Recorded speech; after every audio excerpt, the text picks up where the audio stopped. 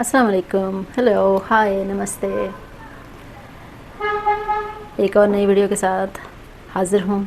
एक और नई पोर्ट्रेट होगी, प्रोसेस वही होगा, simple process, just to outline first of all, then making sure that हमारे जो मेजरमेंट्स हैं वो ठीक हैं। तो इसी में रहेंगे, आज की वीडियो में हम इसी में रहेंगे। हम proportions and features and lines का ध्यान रखेंगे। सिर्फ बहुत ही सादा तरीके से हम शेप्स को उनकी जगह पर रखने की कोशिश करेंगे। जैसे हम इसे माथा नहीं रेक्टेंगल कहेंगे, और रेक्टेंगल के यहाँ पे बिल्कुल सीध में हमें और शेप्स मिलती हैं। ये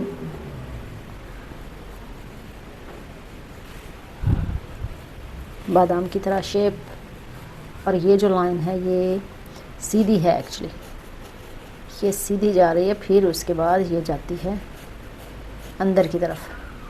तो हमें कैसे पता चलता है? हमें बहुत कुछ के proportions and lines and angles कैसे होंगे, ये हमें, ये जैसे हम नेगेटिव स्पेस कहते हैं, ये जो हमने छोड़ी हुई है जगह बाहर फ्रेम की तरह, उससे हमें पता चलता है कि फ्रेम की इस लाइन से यहाँ तक का फासला हमारे जो एंगल्स या लाइंस हैं उनका कितना है। ये ट्रिक जो है ना बहुत ही ज़्यादा हेल्पफुल होता है।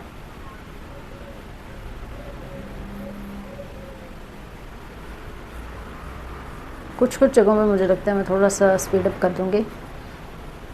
वीडियोस बहुत ज़्यादा लंबी होने की वजह से boring, I don't know, I really don't know कि बोरिंग लगती है या नहीं, क्योंकि हम कन्वर्सेशन भी करते हैं तो वीडियो ऑटोमेटिकली लंबी हो जाएगी। लेकिन मैं कोशिश करूँगी कि साइकोलॉजिकल जो टॉपिक्स हैं, हमारे साइकोलॉजी टॉपिक्स, उन पे हम बात करें, और जब वो बात पूरी हो जाए तो वहाँ पे हमारा ड्राइंग का प्रोसेस भी पूरा हो जाए और अगले दिन पे रह जाए।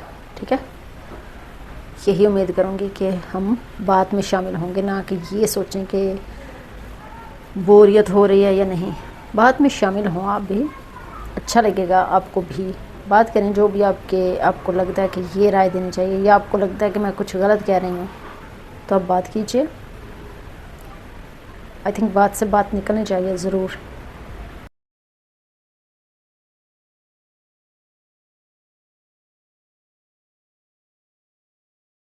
जो शेडो की जगह है ना, उसे साथ ही साथ अलग करती जाती हूँ। इससे क्लियरिटी आती है और आपका देखना जो है वो और ज़्यादा शार्प और प्रैक्टिस होती है आपके देखने को, यानी हमारी आंखों को। सभी शेप्स, भले वो शेडो की शेप हो, लाइट की शेप हो, उन्हें अलग करना है। इससे हमारा काम बहुत ज़्यादा आसान हो जाता है।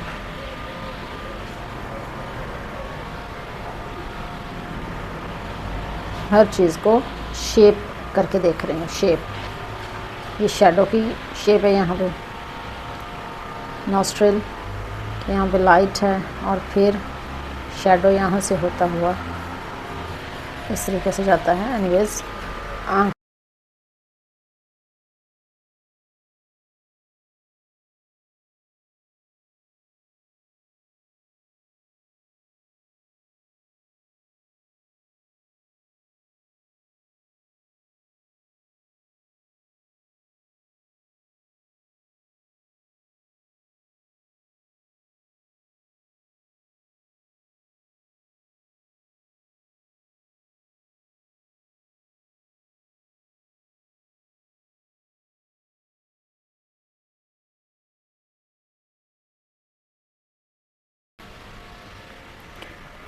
अब हम बात कर लेते हैं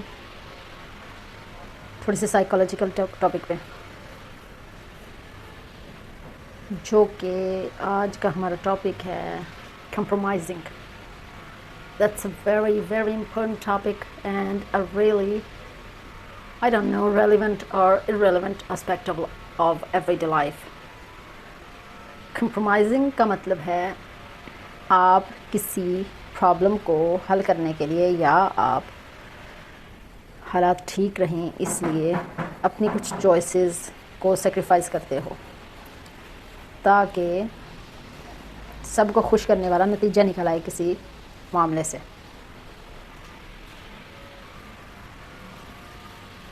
इसे हम कहते हैं कंप्रोमाइजिंग। तो कंप्रोमाइजिंग का फ़ायदा एक्चुअली ये होता है, कंप्रोमाइजिंग का फ़ायदा ये है कि ताल्लुकात ठीक रहते हैं, स्मूथनेस रहती है, लड़ाइयाँ नहीं होती हैं, ज़्यादा आर्गूमेंट्स नहीं होते, वक्त ज़ाया नहीं होता है, एनर्जी ज़ाया नहीं होती है।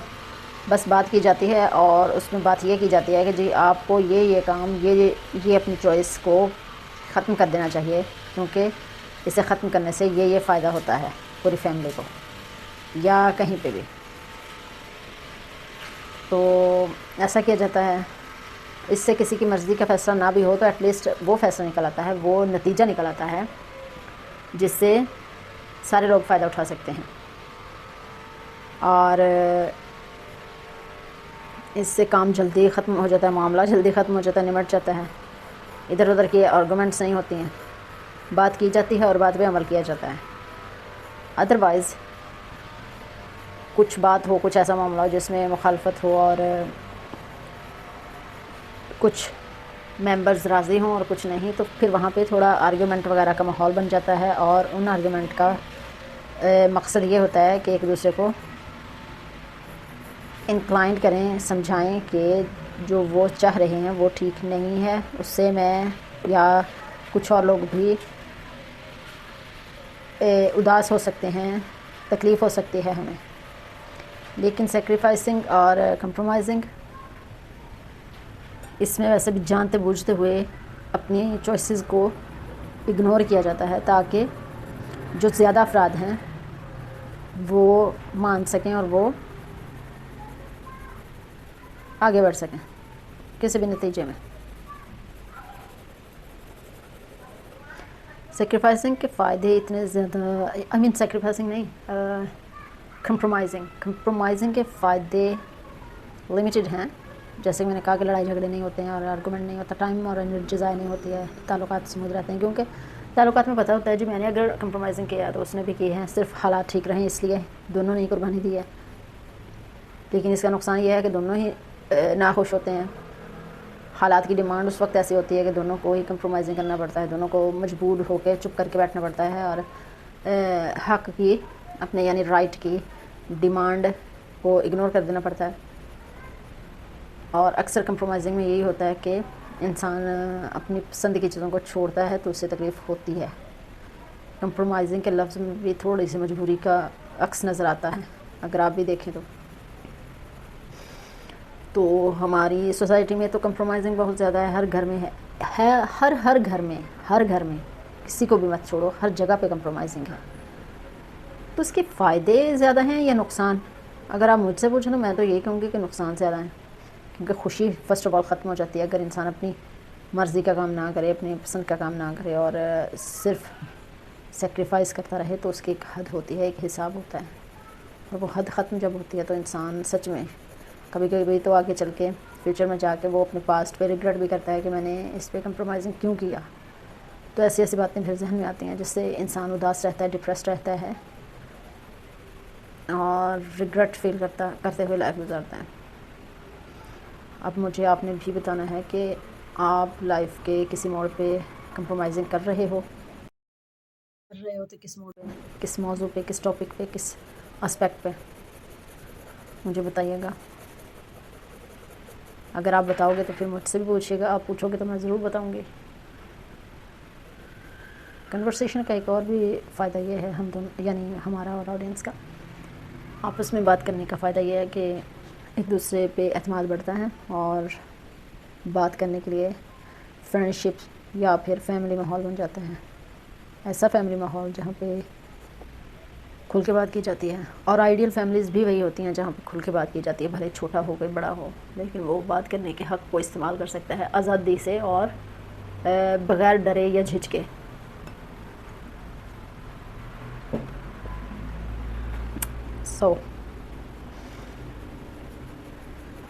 ये था हमारा मौजू।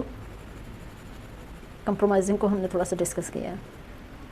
उसके नुकसान यही हैं कि आप उम्र गुजरने के साथ साथ आपको समझ आती है कि बहुत सारे ड्रीम्स जो देखे होते हैं उन्हें सेक्रीफाइस कर दिया किसी ऐसे काम के लिए जिसका नतीजा फ़ायदा वक्ती था, जिसका फ़ायदा आगे चल के ख़त्म हो जाना था।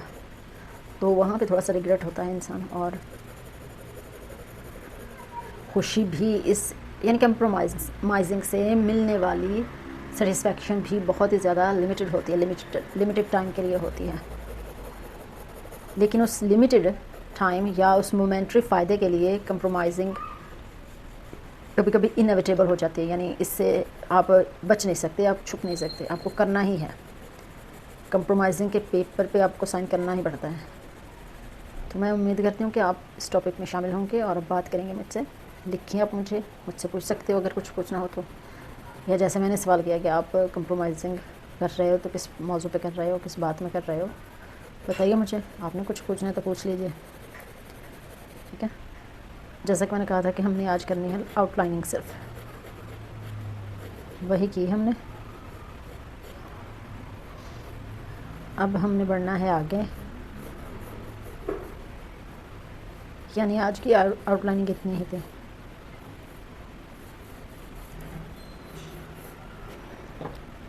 उम्मीद है आपको इस वीडियो से भी फ़ायदा मिले और आपने कुछ ना कुछ तो सीखा होगा। अगर मैंने बता के कुछ नहीं बताया, यानी लफ्ज़ों के थ्रू कुछ नहीं बताया, तो इस प्रोसेस से आपको कुछ मिला होगा।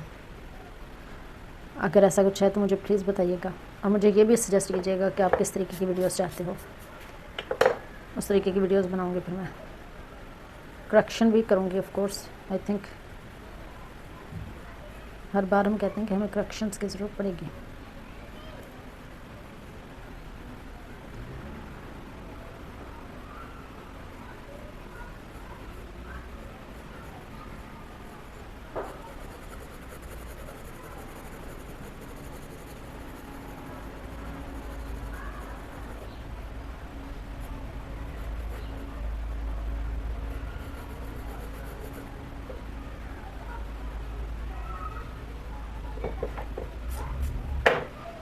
ये नाक से यहाँ तक